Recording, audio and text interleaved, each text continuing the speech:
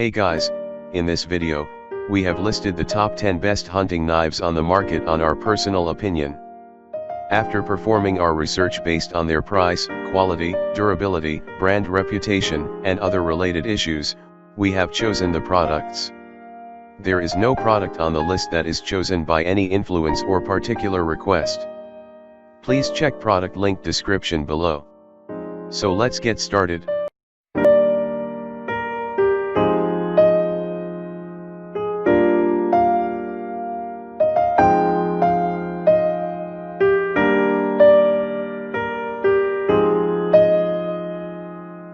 Beautiful knife. So there's one outer box, and then you have this next box, and then you have another box, and inside is this knife. And right off the bat, it's just really a piece of work. First off, this thing weighs a pound, so this is not, again, an everyday carry knife. This is a knife for, you know, hunting, camping, splitting wood, skinning game, chopping really big onions or carrots, things like that. So this is not, again, my normal type of knife, but amazing. And you can see right on there it says BK K-Bar, and we've all heard of K-Bar. They make, you know, some of the best knives around.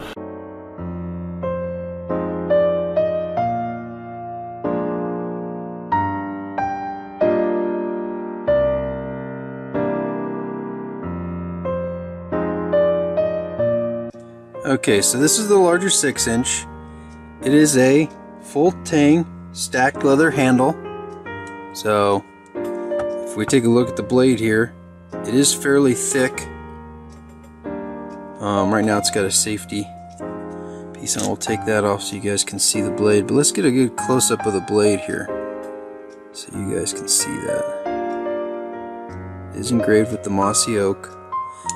And then there is a guide here to protect your finger when you are gripping the handle. Finger grip.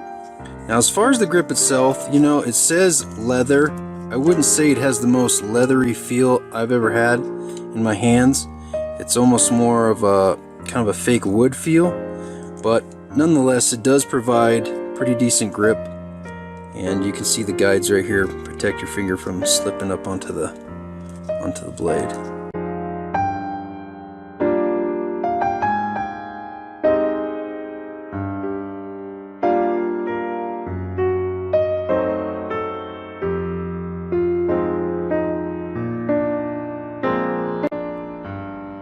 Hi there YouTube friends, this is Lester here, and today we're going to be doing a review on the Buck Knives 124 Frontiersman fixed blade knife. I'm going to talk to you guys a little bit about the overall value of this knife, some of the things I don't like about it, and others have said they don't like about it. We'll talk a little bit about the design and the flaws and the triumphs and the design of this knife.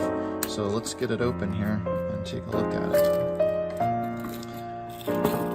So if you're tuning in here today and you're looking to buy one of these knives, I hope you'll, if anything, at the very minimum, use this video to get a really good visual of what it is you're going to be getting here if you decide to go out and buy the Buck Knives 124 Frontiersman.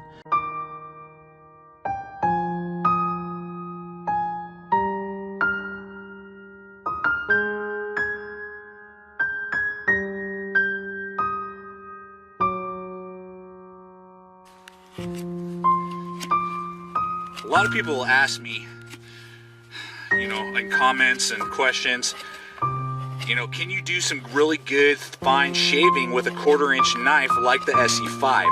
And my answer is absolutely yes, because SE has just done a great job with their blade geometry, and with their 1095, their heat treatment holds an edge for a very long amount of time, which is great.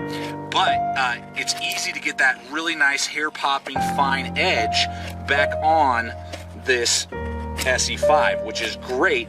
And with the saber grind, that helps bring the edge in quicker for geometry. And you can really see that I'm getting these really nice shavings, really thin for a fire if I needed to. Really easy to do. So carving and whittling is easy to do, even though it has that 1/4 inch thickness, you know, for the batoning and prying and just, you know, heavy duty stuff that you might need to do. You can still get in here and do this really fine stuff with this SE5. Now, they don't give you a finger choil right here. I would have liked to see that. That would have been nice to do that, or just bring the edge all the way into the handle. I don't really understand it when certain knife companies, you know, stop the edge, but then there's this blank spot and it's, you know, not really a choil. I could kind of get up there and use it and then go closer. I wouldn't do it unless I had really good gloves on, like what I have today. You should always be using gloves when you're out in the woods using knives. But you can see my finger's starting to ride up on that very bottom part of that edge.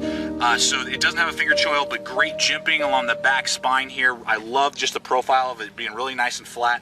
So I can put my hand where I need to and then go to town and really get those carving, you know, fine shavings done if I need to get my fire started with the SE5.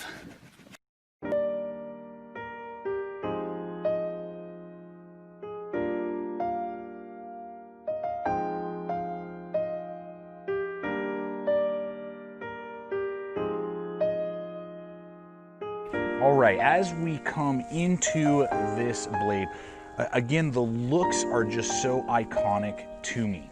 They just connect with me on such an awesome level with that huge sweep.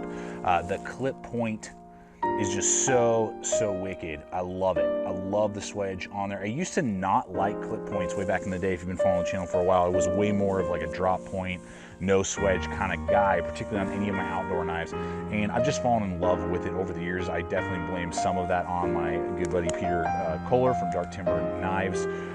He actually gifted this knife to me on my 30th birthday, which is pretty dope. So I've had this actually, now I realize, for about 4 years. So super cool blade. And that's kind of what we'll go into. Is I just run in tons of footage for you guys.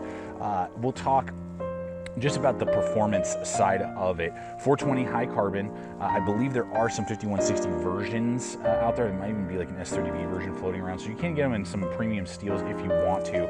I think for the price point, the 420 Boss heat treat, USA made, Rockwell 59, has proved itself for that price range of being a really good steel. It's somewhat rust resistant. It's not like impervious to rust. It's not going to be a super like stainless steel, but definitely better than like 1095 when it comes to rust resistance. The edge retention as well, I would put on par with most 1095 that I've used. I've only had to really, over the last 4 years when I busted out, do some tune-ups with a ceramic rod every once in a while. It hasn't ever chipped on me, you know, or anything like that.